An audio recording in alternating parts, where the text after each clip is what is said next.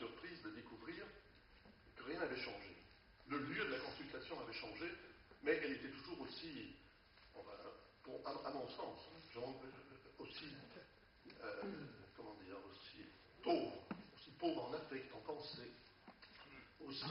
c'est aussi conventionnel. C'était le jeu du docteur. Il y en a un qui raconte ses symptômes, l'autre qui essaie d'écouter ce qu'on lui dit et de répondre, mais c'était toujours aussi peu satisfaisant pour moi. Or, à ce moment-là, la salle d'attente était juste à côté, qui jouxtait le bureau, était une grande salle, parce que, comme je vous l'ai dit, c'était bricolé, c'était une salle qui était réservée à la médecine sportive, et j'entendais les gens dans la salle d'attente, et cette consultation avait une particularité, c'est qu'elle avait lieu le lundi soir à 18h, parce que c'était l'heureuse époque où même les patients les plus graves trouvaient du jour au lendemain un travail s'ils en cherchaient un. Alors donc, pour ceux qui travaillaient, j'avais tenu à scier cette consultation le soir à 18h. Et donc, le fait que c'était toujours le même jour et à la même heure, fait que certains d'entre eux, peu à peu, s'étaient connus, il y en a certains qui s'étaient connus à l'hôpital, et tandis que moi, j'étais dans mon bureau à jouer au docteur avec le patient, j'entendais à côté des éclats de voix, quelque chose de vivant qui se passait. Alors j'étais extrêmement, je trouve ça désagréable, et je me suis dit, c'est quand même dommage que tout ce qui se passe là-bas, ça soit à côté on ne l'utilise pas. Et c'est vrai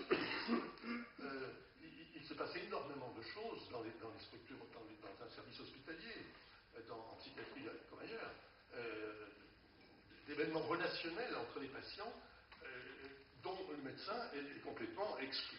Donc j'ai eu l'idée de proposer aux patients de faire la consultation dans la salle d'attente, c'est-à-dire en ayant parlé avec chacun d'eux préalablement de cette éventualité, et n'ayant pas eu d'objection, c'est ce qui s'est passé. C'est-à-dire que la consultation est devenue une sorte de consultation de groupe, où les gens discutaient, et puis quand ils voulaient me parler précisément, dans un coin, c'était une grande pièce, c'était facile de s'isoler et de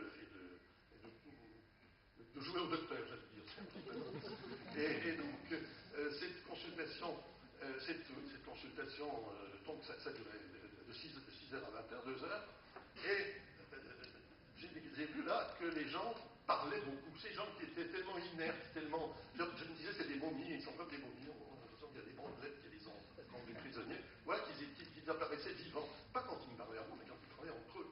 Et comme il y avait aussi dans le même bâtiment une assistante sociale à laquelle ils se référaient très souvent, je ne sais pas pourquoi, on a proposé, sans doute un devait l'avoir, et dans le bureau d'à côté, elle est venue aussi dans la consultation. Et puis elle fait aussi. Ce qui fait que ce qui était une consultation est devenu un groupe. Le groupe du lundi. Ensuite, il y a eu un étudiant en psychologique qui avait. J'en avais parlé, j'étais un peu perplexe devant ce qui se passait là.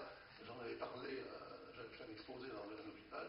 Et un des étudiants qui a été intéressé, il est venu comme stagiaire, et il s'est jamais dit, il est resté pendant tout ce temps-là. J'avoue que ce groupe